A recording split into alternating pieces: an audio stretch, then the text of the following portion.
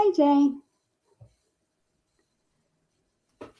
Hi everyone. Welcome to this week's Appy Hour. Today we're doing Writeback from scratch, and we actually have Dharmishta Patel. She is our implementation consultant. She's kind of our collaboration guru, as I'd like to call. She knows all things collaboration, and she's going to help us set up a Writeback table today. How are you doing?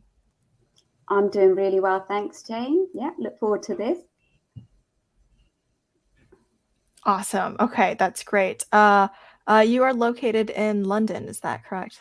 That's right. Yeah, London office. I live just about an hour or so away from the office, but yeah, mainly working from home.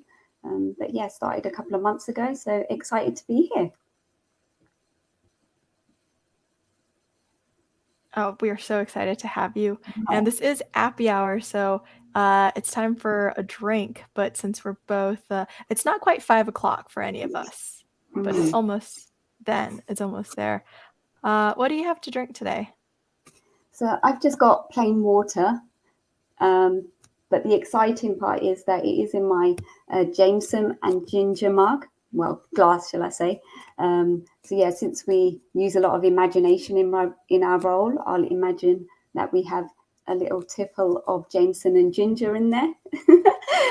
And yeah, let's get through this. How about you, Jane? What you got? Oh, that's awesome. Oh, well, I've got it's a French soda. It's called Orangina. It's like Fanta, but with pulp. But it's like a European Fanta, and it tastes better than American Fanta, I think. It's really good, and it's hard to find in the States, I think. I can only find it in little glass bottles, and they're like this big, and they're at like artisanal French bakeries. So I'm really happy to have this in like bulk. I know which ones you mean, actually. They come in a really pretty bottle, don't they? And they're quite small. And yeah, they're Cool. quite tasty. Yeah.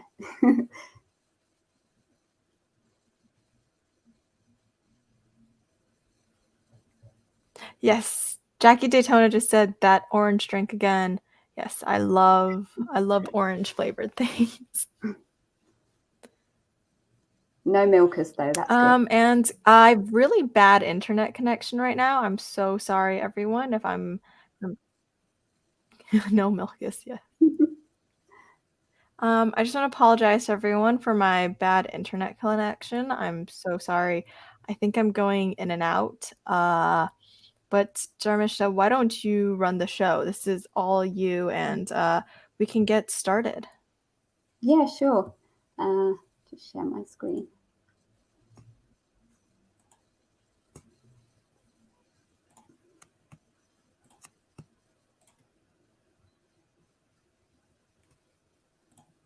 Can you see that okay? So Yes, the one? I can see it perfectly fine. Yeah, so you can see the one with the load editor script on it, right?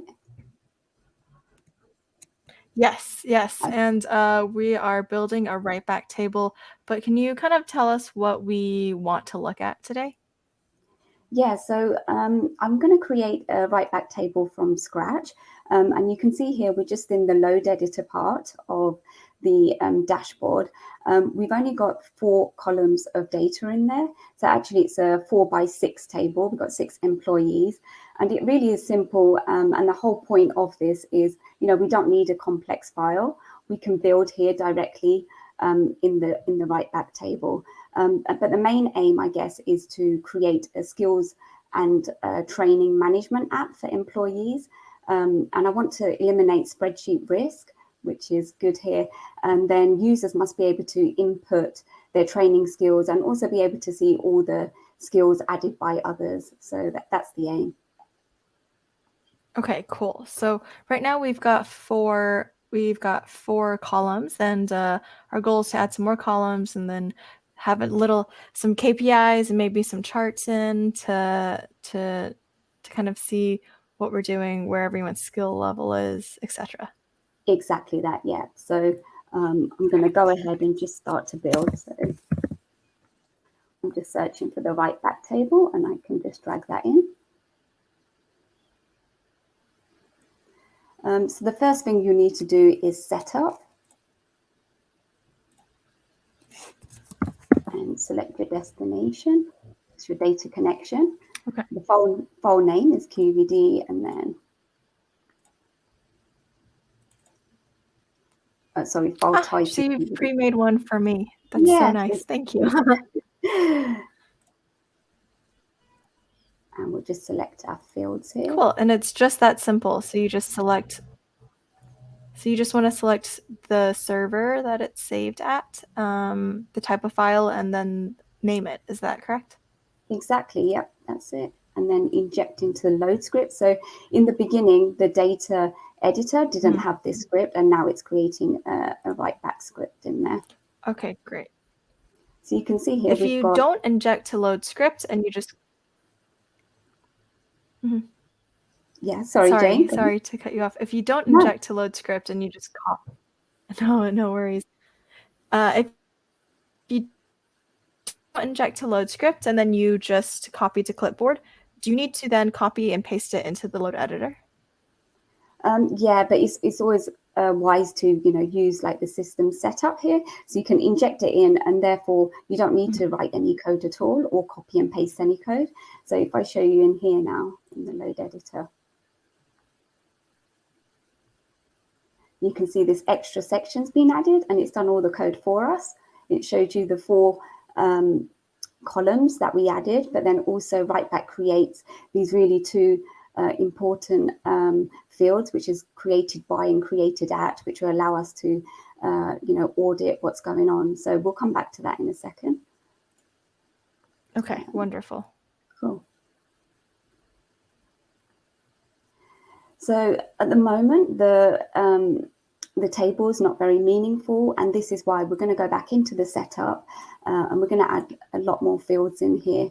So it's going to be a little bit of repetition, but it's really valuable to do that. You need to think about your use case and what variables are going to be interesting. So just bear with me.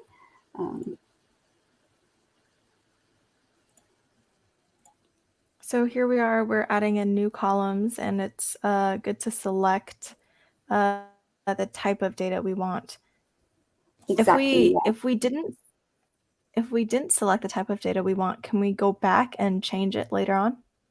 Yeah, you can go back and forth through the setup or directly in the properties panel and alter the names and all sorts. But yeah, just because time is an issue, we'll try and do it in one go. Yes. And yeah, just make the process a bit more efficient for us. So I'm going to add a calculated column as well.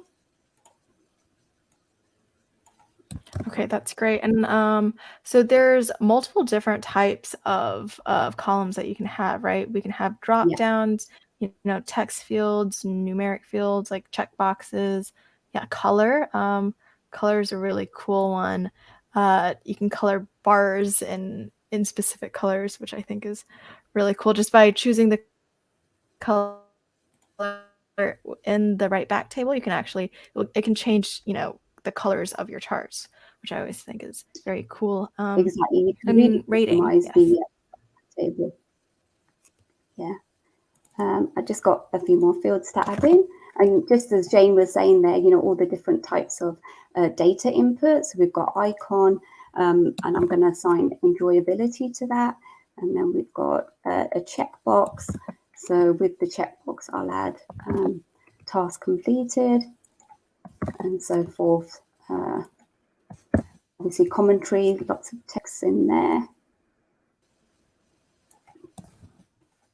And a slider. So skills applied to project, it's just fun to use a slider instead of having like an input value, but you can have both. And so we'll go.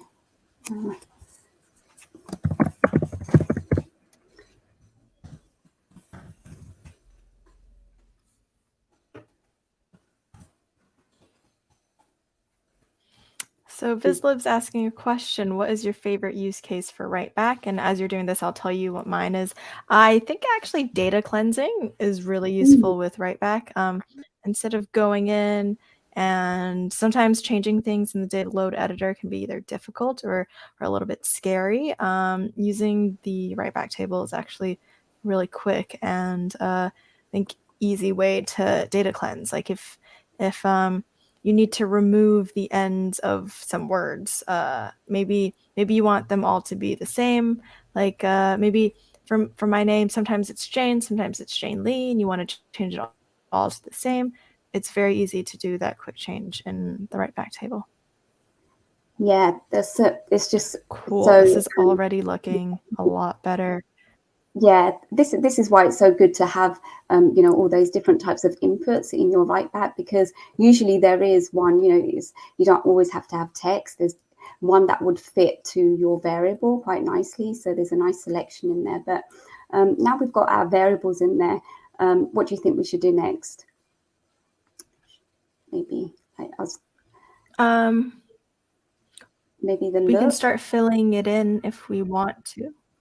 Oh yes, we can definitely change the look. Yeah, I was thinking it would be so cool if we didn't have to scroll so much. So maybe we could go for like a compact look. What's available under the options? Hang on. We've got one question for you, Dharmishta, and it's, how would you describe the technical / data load editor skill level needed to use the writeback table? It really does depend, because obviously if you're going to start bringing in data to enhance your existing data, you could have, you could take it to another level with plenty of like joins and concatenations and data manipulation, all sorts. But if you're building from scratch, it can be very simple. You can see all I've done is create a very simple Excel file, stored it out as a QVD, and then brought in that QVD. And now I'm making that table wider and longer, and that's all going to be done here in the writeback. So I think it really does depend on your use case as well. So okay, great. That's great. Yeah, I've seen people with not too much skill come in and set up a writeback table quite easily. Yeah. And yes, as you go through that, Joe has said that his favorite use case for the writeback table is replacing forms, because the data is immediately ready for analysis.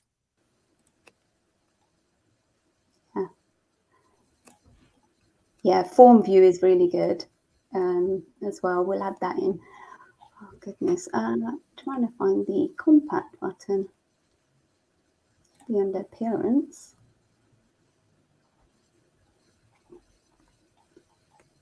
Yeah. Is it called? Yes. Sorry, I probably scrolled past it like 1,000 times.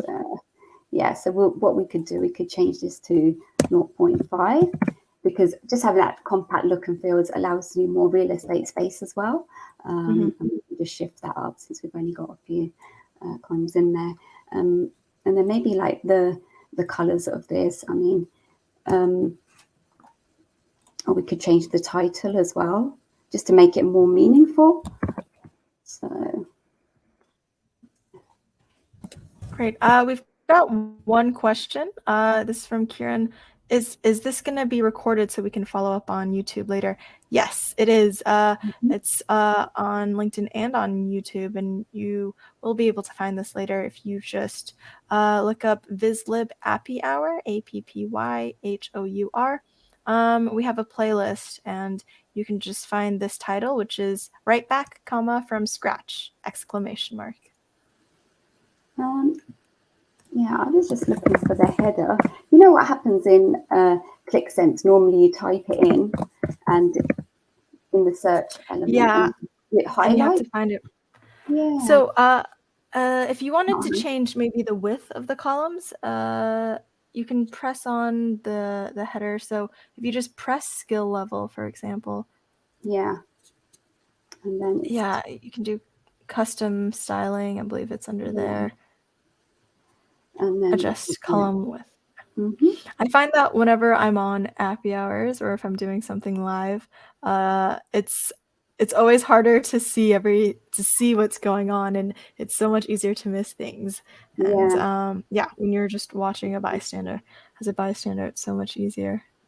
Thank you, Jane. But we do make these live. Our audience should know that this is totally live, and you'll see us going through what we struggle with. And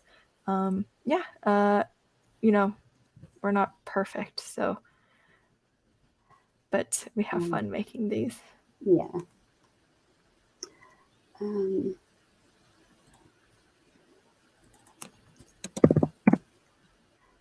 Yes, Joe has said, "Embrace the struggle." That is right. It's amazing,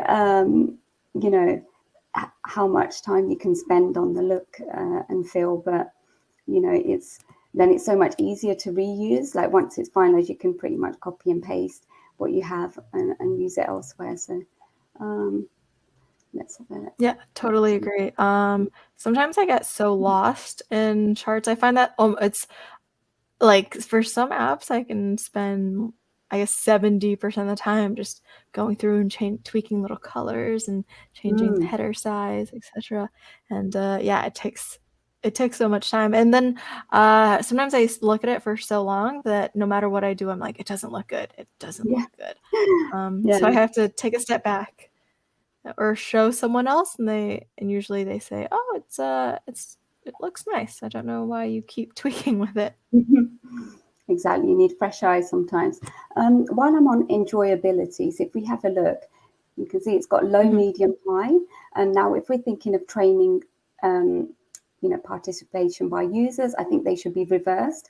And maybe we could add like some thumb icons or something.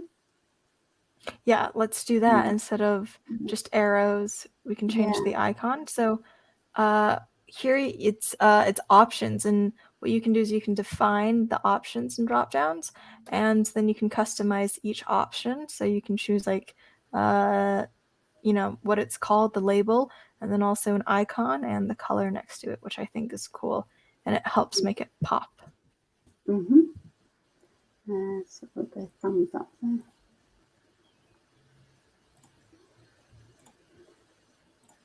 So we want green to be the high, right? And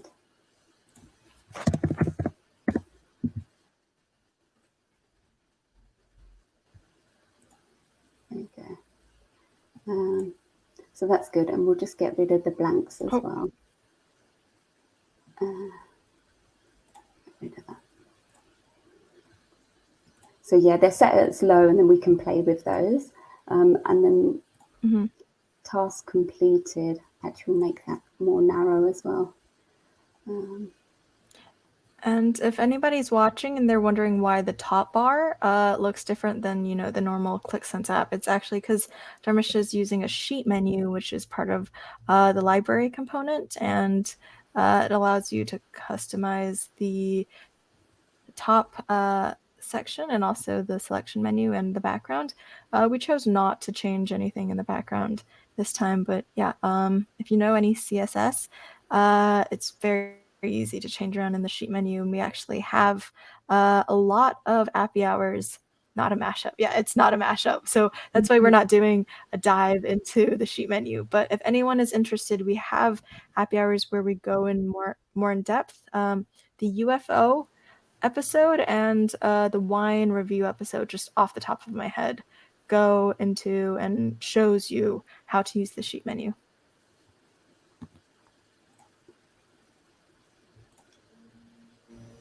Actually, I'm going to do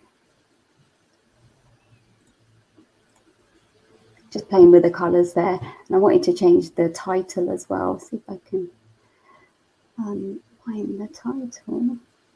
Header settings. Here we go. That's the title. Whoops. Just so it makes it clear. And the cool thing about the header, we don't have to do it today. Yeah. Yeah. I like the purple and the blue. I think it's a nice combination. We could change that to that. And then should we do the footer the same color, like the blue? And then we can still keep that as pink, so it will make like the button pop a bit. Yes, That sounds great. Cool. So we could do that blue. And then the font white is. And I've got a question for you, Dharmishta. Yeah. This is like an ongoing debate that I think we ask all Appy Hour guests. Yes, blue versus purple, Joe already knows. Is the Vizlib logo blue or is it purple? Oh, I would say it's a purple, really like a dark purple. I don't see it as blue at all. Yes, cool. Okay. I don't know if it's right or wrong, but that's We're the way. on the same page. Fine. Yeah. Oh, cool. It's right. We're in a very small team of correct people, but a lot of people say blue. Yeah. So with this remaining capacity, we want it, because it was a calculated field, we want it to be a calculation of hours allocated minus the hours worked. So we select that, we can add our calculation in there. So you can see it's got 0 values. We could, to make it stand out, should we change the color, I think? Yeah. Just because it's yes, we can change. Yes. Let's do that. I'm going to do a color theme. There we go. Yeah, so we are able to customize just individual columns, which I think is really cool. So you can make just certain columns stand out. Actually, I think that I've done that wrong, but let's just, I think I need to go to this one, input background color. That's what I want you to do. There we go. Yeah. We could centralize that a bit. That's better. So, you know, straight away people can see, okay, that's different to the others. Why? Because it's going to be a calculated field. And then maybe the hours worked, we could see these calculators, they're in place. We could hide those. Don't need that one. What else? Oh yeah, skills applied to project. I think we need to allow nulls because not all the employees would have applied their skills to projects, so we can select on that. Yes. Okay. Oh yeah, hours allocated is going to be like a default value, right? So depending on the business, we can put in there, say 35 hours as a default. So you can see that it's all been populated. You could also use bulk editing as well. So in the future, if it was to change, it will add a flag there. I think for us, we're fine. I think that's okay. What do you think? Anything else we should do? We could just start inputting the data, or?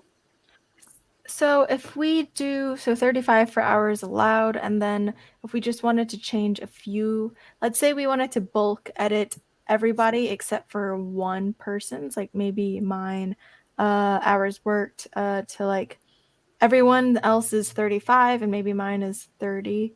Could you show us how to do that? Yeah, so actually then I would need to enable the bulk editor, and then what we could do, maybe turn it off. So bulk edit. Oh, I'm talking about for hours worked. Oh, hours worked. Okay. So hours worked. Okay, so you wanted everybody. Okay, so let's do that. Switch it on. And so you wanted everybody to be how many, Jane? Say 40 or no? 35. So everybody's worked full. So you can see that's all been except maybe one per. And can we change one person to maybe 34? Yeah, sure. So, but sorry, what I'll have to do is turn off bulk editing. So let's try that again. 35, and then switch off bulk editing. And then here I could do 30. And you can see that it's been calculated. So you can actually have that flag there present. If you feel like the hours are going to be different for different people, then you can disable or enable according to what you want there. So yeah, we could keep that as it is. Should we play around with these ones? I could just put random values in. Yes, let's do that. We've got a great question that's come in. This is from BizKing9, and it's Jane and Dharmishta. What have you seen as the most common business cases for those who are using Writeback? For myself, it's mainly to do with, like in the HR department, they want to monitor employee data. They want to see, who's in, who's out. Even like I can imagine in telecoms communications, that would be really interesting to have Writeback there and monitor like the different devices. But from our customers, we've got, Siemens and HSBC. These guys, they've got, plenty of different use cases where they might want to look at branch level analysis and provide access to different branches or users, and they have input to their input. They can only input into their own Writeback tables, and this is where we have then concurrency issues where people are wanting to write back at the same time. But our latest features within the Vizlib Writeback tables, that we've got loop and reduce in place. So we found a solution for concurrent users, and it's just, it depends on whether you want to have build and play with a small Writeback table like this, or whether you have many sources of data and you want to move to like production and larger enterprises. Right. Okay. That's a great answer. And no worries. As you fill that out, I'll say what Joe Worthington has said. Joe has said that what he sees the most is financial adjustments and budgeting, binning / categorizing data, which is quick wins and approvals and sign-offs. So yeah, I agree with that as well, because we do have a forecasting app. And people always want to be making adjustments to their forecast, and like Joe just said there as well, approval and rejection of changes made. Okay.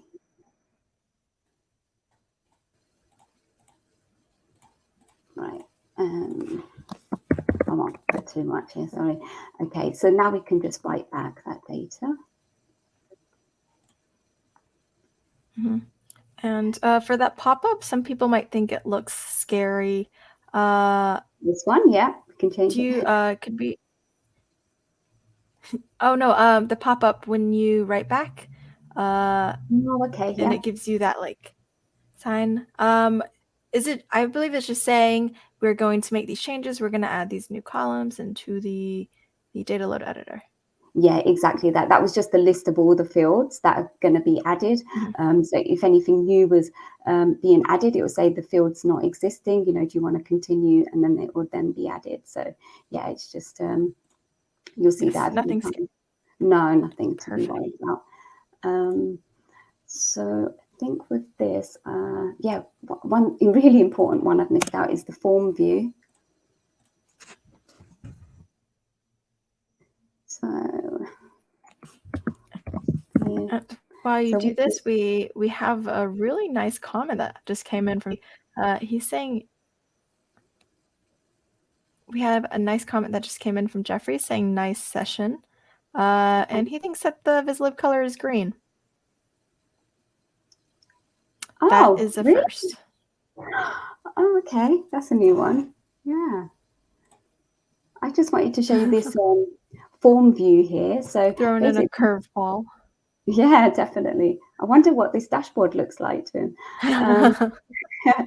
So what you can see here is the form view. So once I just enabled that within the properties panel, you can see this view, and it's basically showing you that one record of data. So it's really useful to be able to have this view because, it's just quicker, a lot cleaner to be able to input all your data in, and you can make changes and make it group up certain fields and do more things like that with it, which I can show you as well. Yeah, I think it's really good for not losing your place when you do editing, because it's so easy to just go along a line and then just kind of get lost while you're doing that. And yeah, the form view is customizable, as you can see Dharmish is doing. You can add in groups and put in lines to kind of separate out different sections. I'll just shift that to the top. We could call this. Jeffrey's saying it's not the Vizlib color, but how he wanted to see the table colored. Okay, so he wants it green. Okay, we can change that. Yeah, we can change that.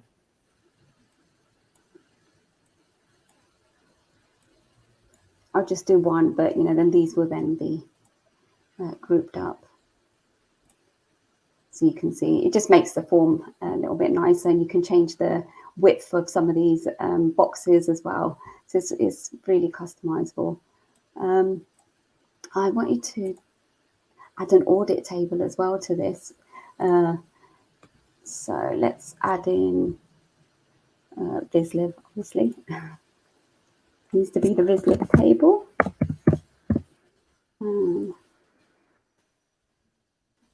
Yeah, so this audit table, you're mainly using it to see whether or not the changes within the writeback table are actually being implemented, and if so, you'll see the changes in the table.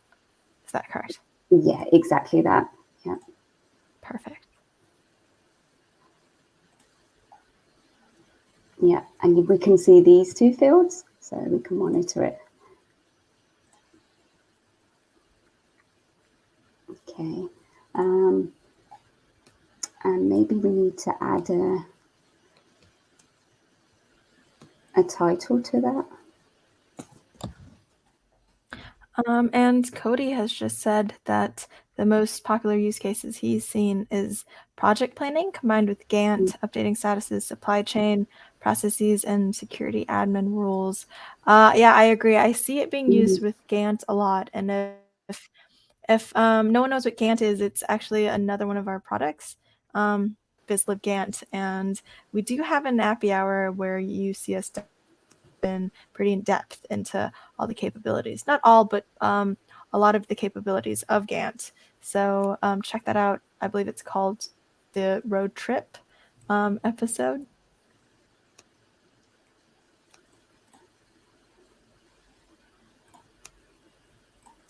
I'm just changing the header here of our table. Just change the background just so it matches. And then we could change the hover as well. I won't spend too much time on this, but here we go. Hover on is on. Should we change this to the purple? Yeah, to match the button. Cool. And then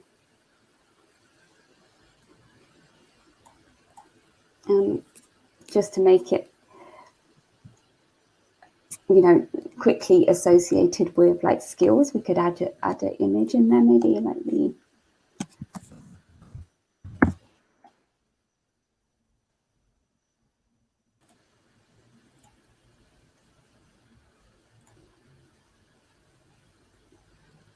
image. And while we're adding other charts, maybe we can add in like a bar chart and maybe the hated pie chart to see all the different enjoyability in a pie chart. That's brilliant. Before we do that, should we just add a brand new row in here and just see if we can see the audit trail, just to check that it's working as it should? Yes, let's do that. Okay, so let's add a new row. And I don't see my name, so we could add in one for me. Yeah, there we are. Yeah. yeah, in the drop down. So skill for Qlik Sense. And Cody has just said, thank you for checking, Cody. The Appy Hour episode for Gantt is episode 13.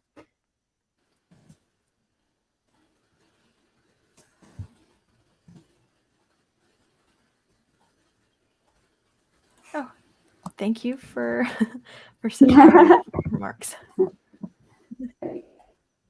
Getting 5 marks. Okay, that's actually what you've rated the training course. But so you can see yourself's been added there. So we'll do Writeback.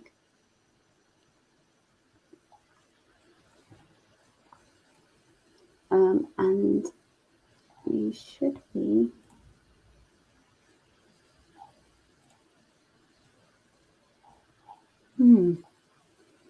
Where are you, Jane? There you are. You're right at the bottom. The sorting wasn't being applied. Where is it? Okay, anyway, you're here. You can see that's the line that we've added.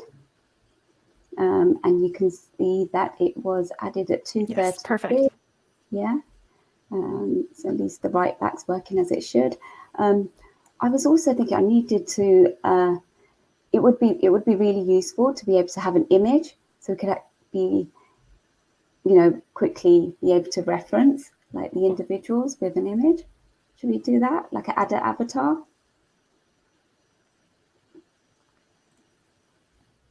Yes, what we could do is we could add in a text field and then just pull in images from Google.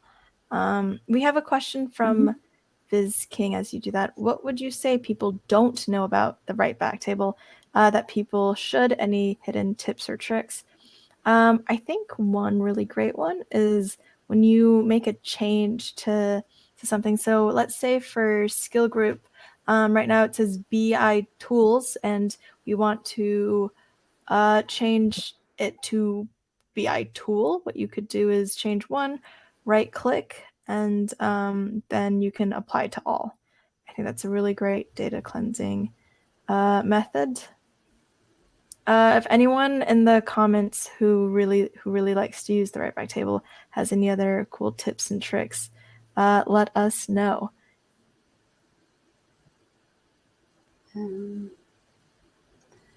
So and we have an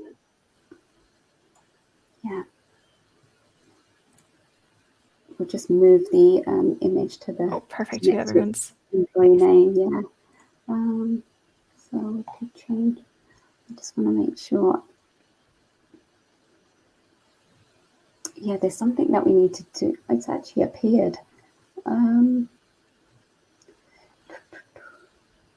think there's something. I feel like I've missed out something important with this one. That's okay. Oh yeah, I know. I've remembered it. It's really important. So under other settings, you want to exclude that column from export, right? Because you don't want it to interfere with data. You just want it there for the user, really. So that's the one you need to click there. And then we can change the name. Okay, and we could use this for any field. Is that correct? Yes, you can add images to any field. This one is basically linking into an email address that we already have set up, like in our QMC, with the PNG, the image URL. So it's just bringing that in. This is the calculation here.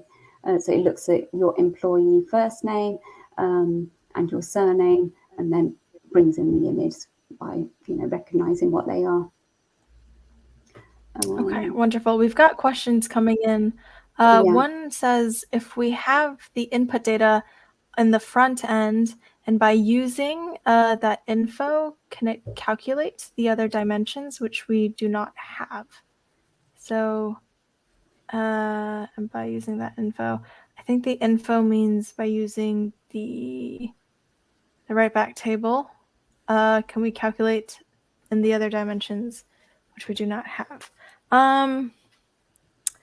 If I understand the question, I think it's asking if we make changes to the Writeback table, will it make calculations to data that we already have, or if it can make new calculations? And you can definitely make new calculations because that's what we've done here. And existing calculations, if they already exist, like if remaining capacity was already in your data, you could just pull that in and then add your values. So yeah, both you can do. Okay, great. That question is from Kieran, and let us know if we have answered the question. If not, let us know. And we've got another question from Jeffrey, and he's asking, did you explain the data store output table in use, and is there a process to migrate from one to another after the original setup? Data store use. I'm not sure I understand the question, sorry. I believe it's asking about the data connection. Yeah. And is there a way to migrate from one data connection to another? You can certainly set up like data connections using variables in the load script. So I guess as long as you have, the correct naming convention, you can just change the name of your data connection, and then it will be referencing different data sources. I'm not sure if that answers the question, but. Is there a way to migrate from one? Well, a question that we do get often that I might help you answer this question is, can I just send people my app with a write-back table, have them make changes to it without it interfering with my current app? No, you can't do that, because you know how with the other extensions you could just share dashboards, because it's not really, the write-back table and the input forms, they rely solely on data exporting, updating QBDs, and then reusing those. So if I was, for example, updating a QBD and then reading in, then I shared that exact dashboard with you. Should you use the write-back table, you could then be making changes to that QBD. So when I bring it in, obviously it's a different source then, or changes have been made. So it's really important then to establish a different data connection, which is what I did for yourself, and set up your folders accordingly that way. Okay, so there is a way to migrate from one connection to another, but it's not smart to just migrate and not make any changes to the connection without it interfering with the original user's application. Yeah. Okay. We do have an answer from Joe, and it's he does this often to move from QVDs for prototyping to the SQL database. It just needs to be seeded with the data. So for that, he chooses overwrite on the first run for the new destination, and then he changes it back to the default of update. So first you will overwrite your data, and then afterwards you want it to update. So that when you make changes, it doesn't just keep overwriting all of your past data, and then you just end up with one line of data all the time. Fair enough. I'm just together a bar chart. You were interested in that one, so you can add a measure. Yeah, we can do that, and then maybe we can do a count of all of the people in different skill groups. Yeah. So let's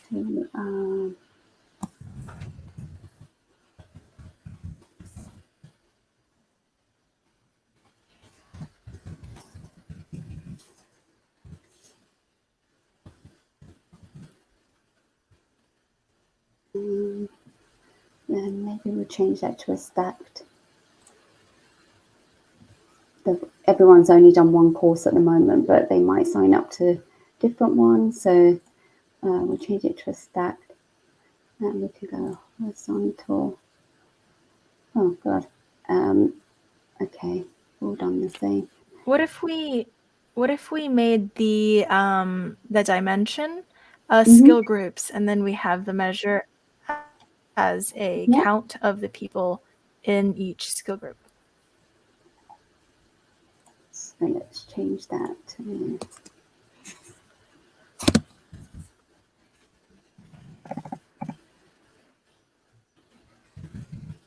there.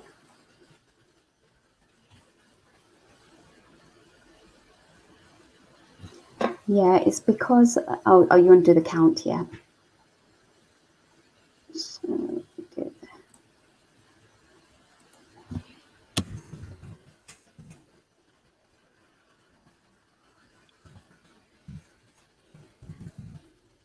You're saying count to the skill group? Sorry, I didn't hear what you said.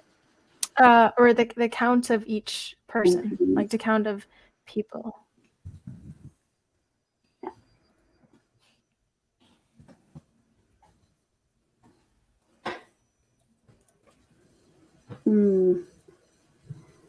So,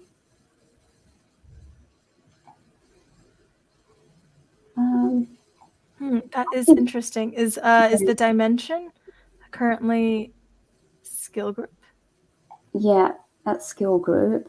But I was thinking actually, we could do skill or skill group, but what would be good to see is like the total hours work, so we could kind of compare them, like sum of hours worked, but it wasn't.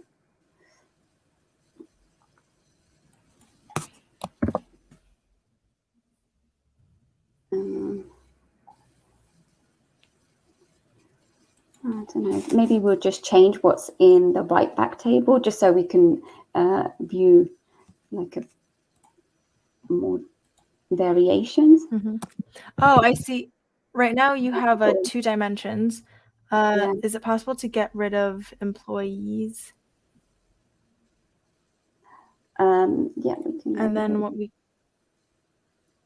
And then we can change someone's skill group, and then we can see the change happening in the bar chart. There we go. Is that what you're after? Awesome. Okay. Yeah. Cool. Yes. And then if we change one, so let's pretend we add maybe somebody else to who knows CSS. Yeah. So so we could change him, David, to CSS. Is that what you think? Yeah. And then yes, and then we should see as soon as we write back, we should be able to see it within the write back table. You'll send update. Okay. And let's write that back.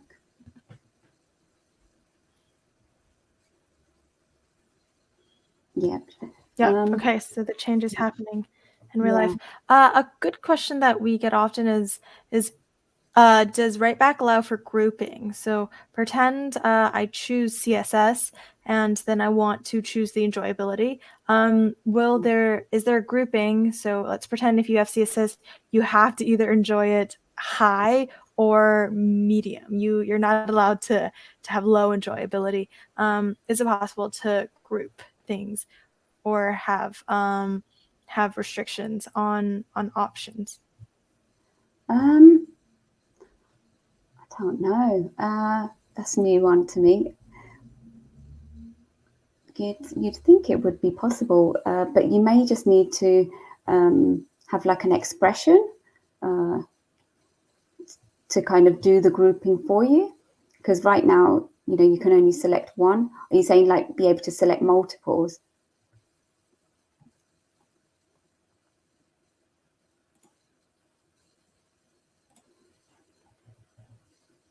Sorry, Jane, I can't hear you.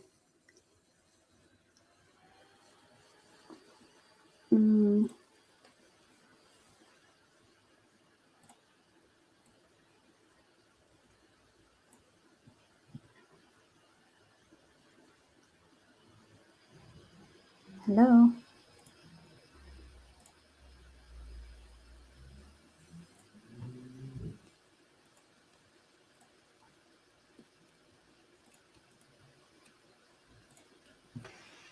Don't worry, you're still live, Dharmishta.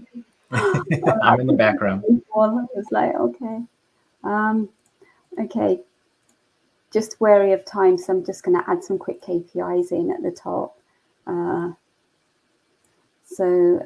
again, some filters we can just add in just to add more context to our data. So these are just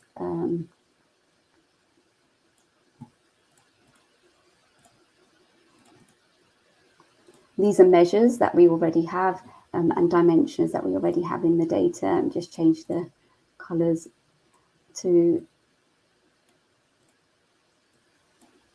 show, you know, for example, if it's green, then that's a good thing, because obviously it shows that a lot of training has occurred, and then they've still got this many hours to allocate for training, and that's the sorry, that's already been allocated, and that and remaining capacity there on the left.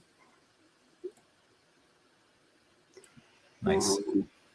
So yeah, I mean, what's happening here with this chart is because we've just got, say, 1 or 2 of the same courses. But what would be interesting, as we have more inputs into our data, where users are doing multiple courses, then we can actually see how many hours they are spending on each of like the different training courses.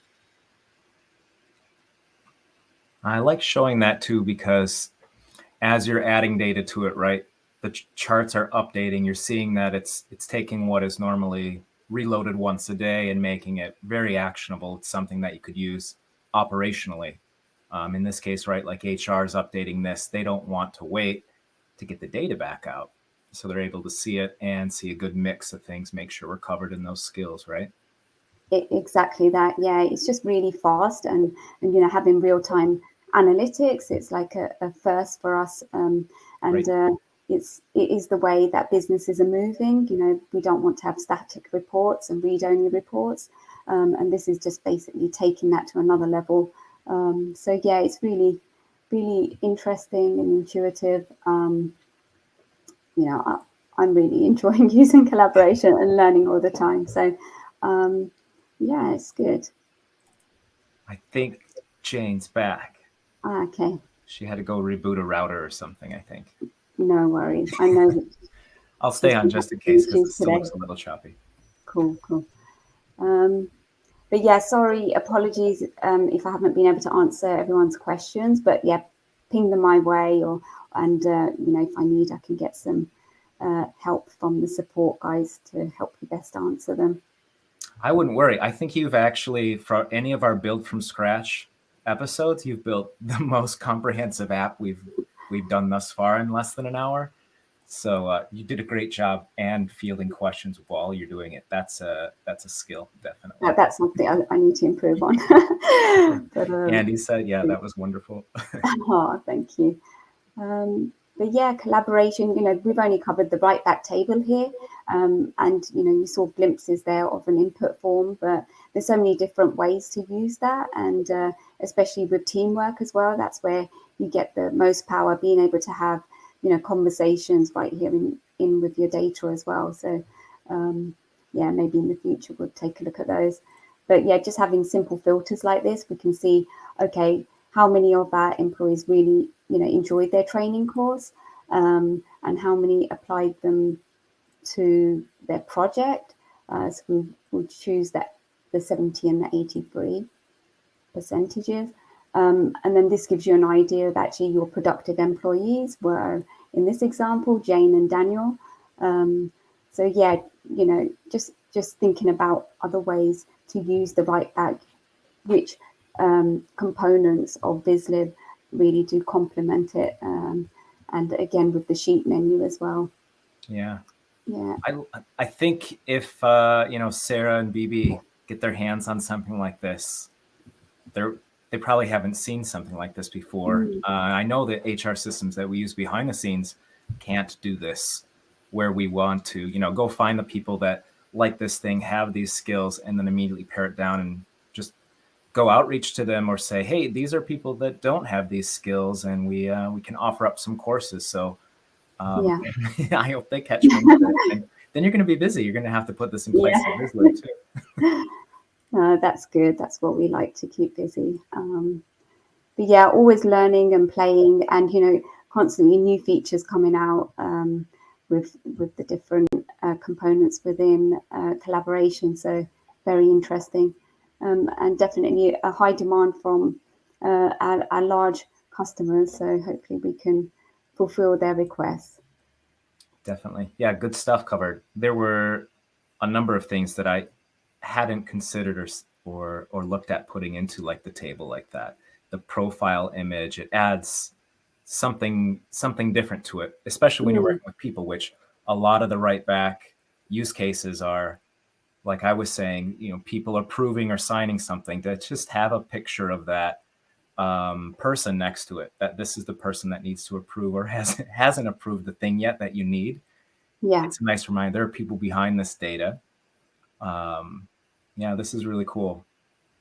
Oh, brilliant. Will you be able to, and I don't know if you have a version of this too. I know we're on the fly, but oftentimes we'll take this, maybe clean it up a little, make sure the data is in a good format, and we can share it and get it published for people to download. Yeah, happy to do that. Like I said, we'll change the data connections and stuff and make like a proper demo version available for yourself and our customers. And yeah, that would be good. Happy for you guys to tidy it up as well. And yeah, give us a shout if we can, add any other elements to it of collaboration. Perfect. Jane, are you back? Everybody, I'm so sorry. Don't apologize. It's fine. That's okay. We all know how that goes. Yeah. It's good to have you back, Jane. Thank you. Thank you, everyone. So yeah, we were just kind of talking about, the positive aspects of Writeback and the new features of having the profile image and, just the different use cases out there. So, but is there anything else you want us to do? I've added like the KPIs there, got the filtering. You mentioned a pie chart, but that's fine. We can skip the pie chart. Emily will be happy if we didn't add one. That's why I put that at the bottom of the list there, Joe. Good. I don't see any other questions that came in. There were some good discussions right in the middle. So if you're at a good stopping point, Jane, you want to wrap it up? Do you want to give people any previews of what's coming up in the next month or so for Appy Hour, or put out your request, right, for other people?